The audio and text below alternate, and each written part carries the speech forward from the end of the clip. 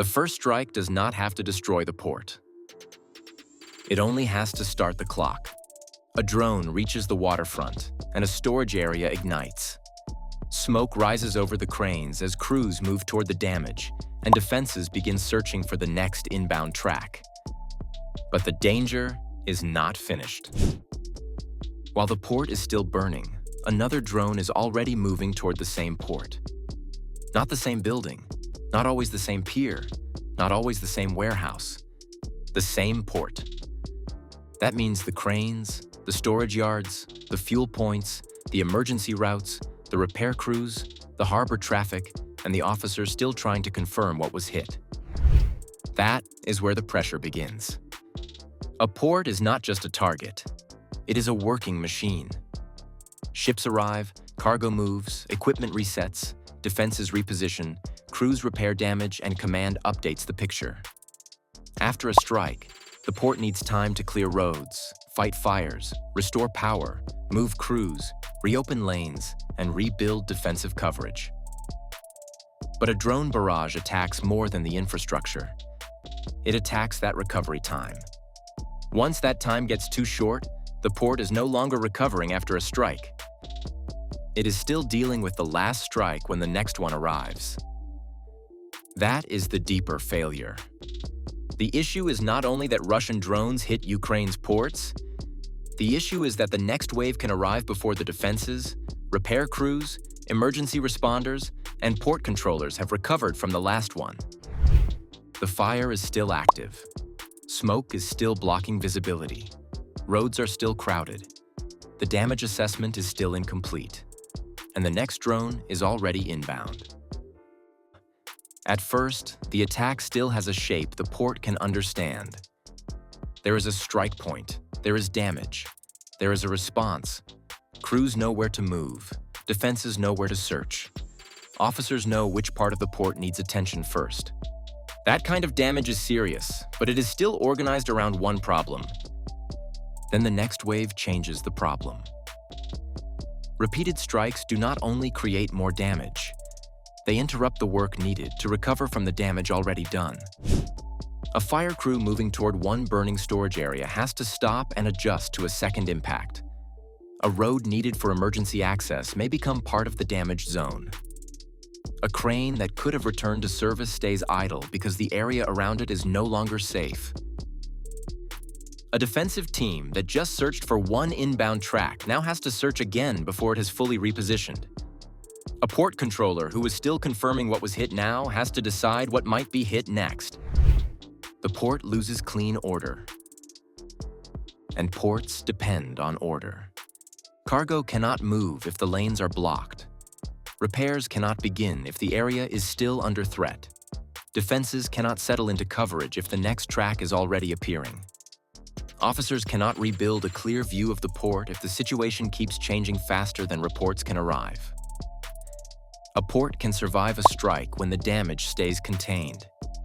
But when the next strike arrives before crews have finished dealing with the first one, containment starts to break. The problem spreads. The fire takes longer to control. The road takes longer to clear. The crane takes longer to return. The next decision takes longer to make. From the outside, the port may still look active. Vehicles are moving.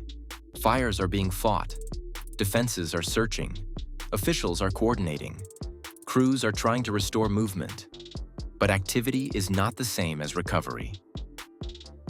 A port can be busy because it is functioning, or it can be busy because it is falling behind.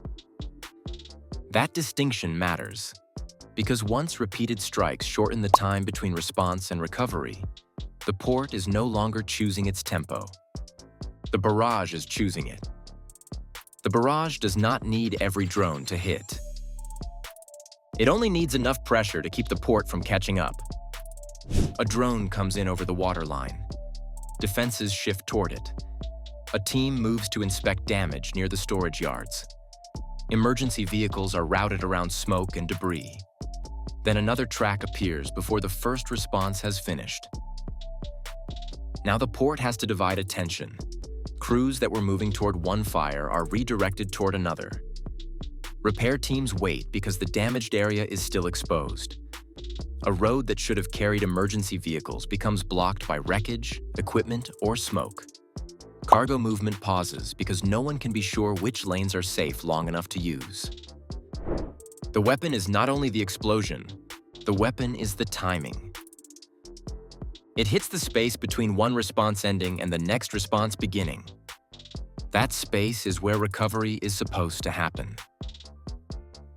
Fires are brought under control, roads are cleared, damaged equipment is inspected, defensive teams reposition, officers confirm what still works and what has to move.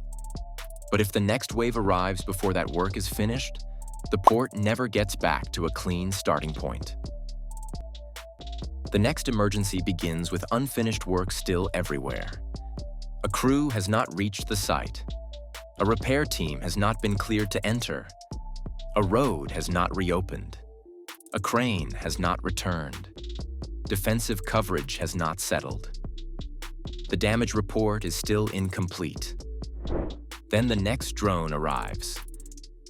Now every decision has conditions attached. Cargo can move, but only if the lane stays clear.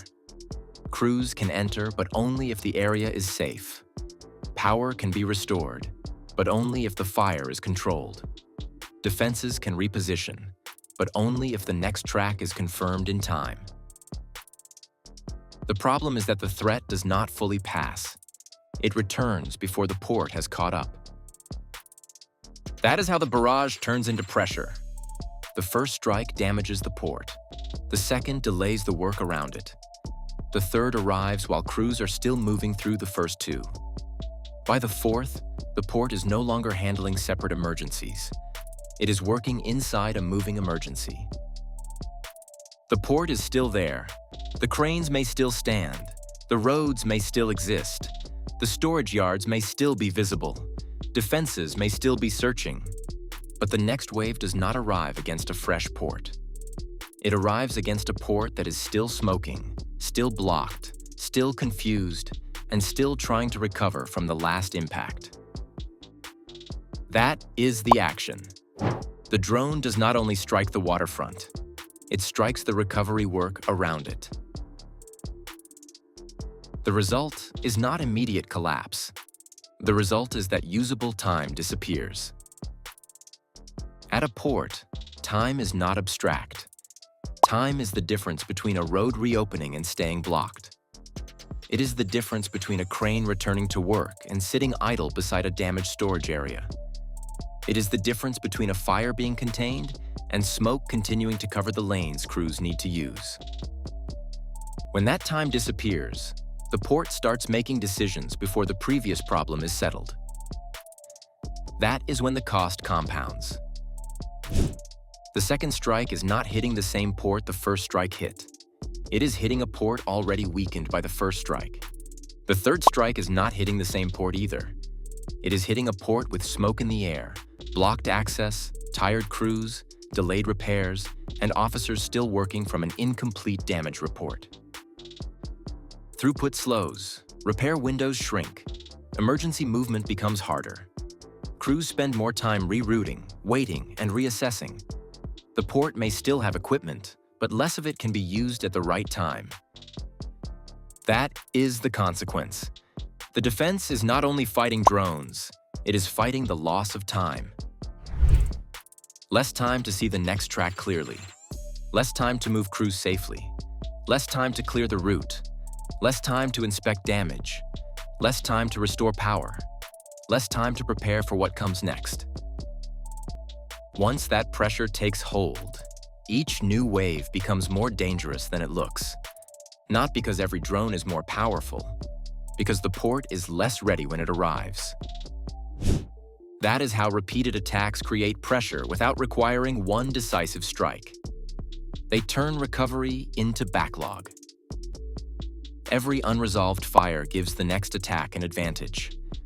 Every blocked road slows the next response. Every damaged loading area reduces the port's options. Every delayed inspection keeps uncertainty alive. Every exhausted crew lowers the speed of recovery. The port is no longer starting each engagement from readiness. It is starting from whatever was left unfinished. And that changes the question. The question is no longer only whether the port can respond.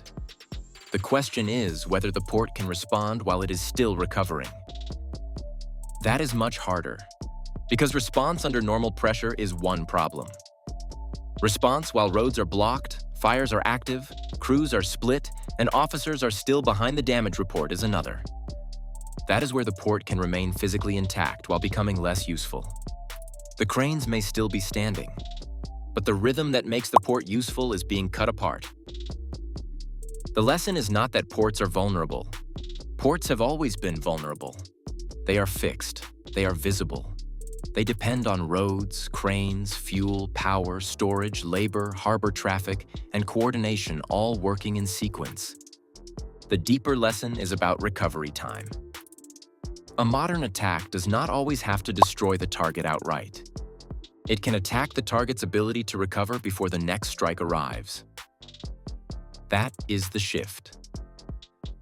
A defense can survive one wave and still be in trouble if it cannot reposition before the next one.